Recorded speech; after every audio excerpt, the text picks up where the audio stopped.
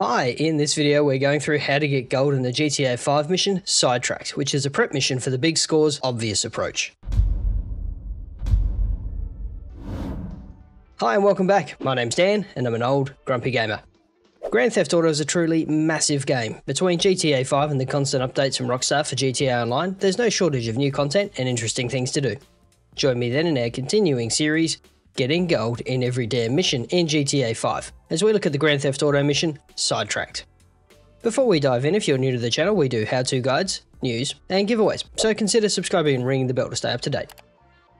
Getting gold in this one is pretty straightforward if you're good with the Skylift Helicopter, but the time limit can be a bit challenging. Before we get started, I highly recommend you purchase a suppressor for Michael's pistol, and spend some time practicing in a Skylift or a Cargobob. To get gold in this one, we'll need to divert the train undetected and complete the mission in less than 4 minutes and 30 seconds. And I'll be honest with you, it took me a few goes to hit the time constraint on this one. So let's pick it up from a restart where we're dropped in at the rail yard. Right, so there's a quick call from Trevor there, so we'll drop that, go and select our pistol, there we go, and drop this first fella here. And he's always in the same spot, and there's one more guy just up in the guard tower up the top there. So you come back over to this little dolly and you can see him wandering about there. So just take your time, drop into Michael's ability and drop him. Oop, there we go. Great, so let's head up to the signal box. All right, and we're just looking for that thing there. So there's some controls up the top left that appeared for half a moment. That's switched out the tracks. And now we have to wait for the train to arrive. There is absolutely nothing you can do to speed this up. You've just got to sit here.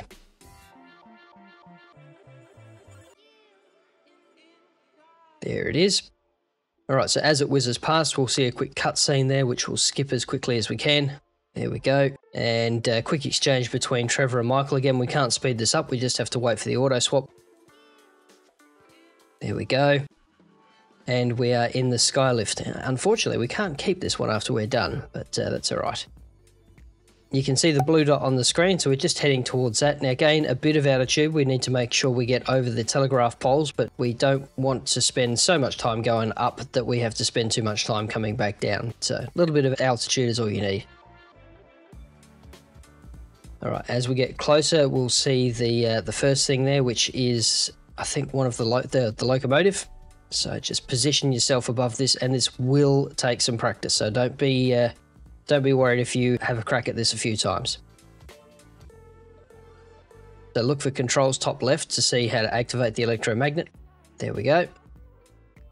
Pick those up, gain a bit of altitude again. We just need to make sure we're over the telegraph poles. I did collect one of these on the way through on one of my playthroughs, and it was quite disappointing. And of course, follow the yellow dots to get back to Trevor's airfield. All right, we can see the truck there on the left. Just line yourself up. And again, this will take a little bit of practice. Cinematic mode does not help here at all. Once you're there, as soon as the controls pop up top left, you can drop the loco, and it does some pretty interesting stuff to get on the back of the trailer. It is quite amusing.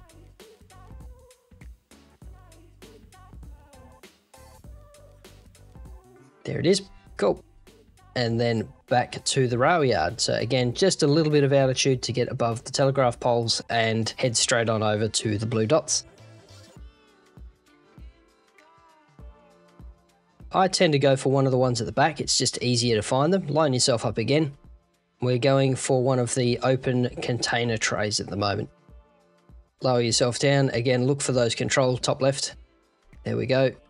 As soon as you've got them, hit the button, and then it will attach itself, and then straight on back to Trevor's airfield again. Watch out for mobile towers.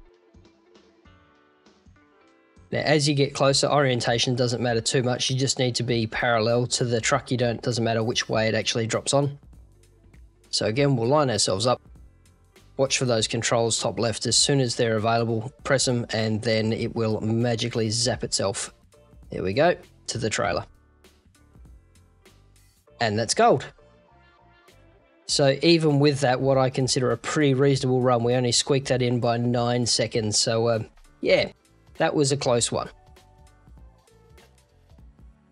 So what are your thoughts? Do you have any tips for other viewers, or could this have been done differently? Leave your comment down below. And check out the video on the left for the next storyline mission, or the one on the right for some more old Grumpy Gamer goodness. Stay safe, wash your hands, and we'll see you in the next video.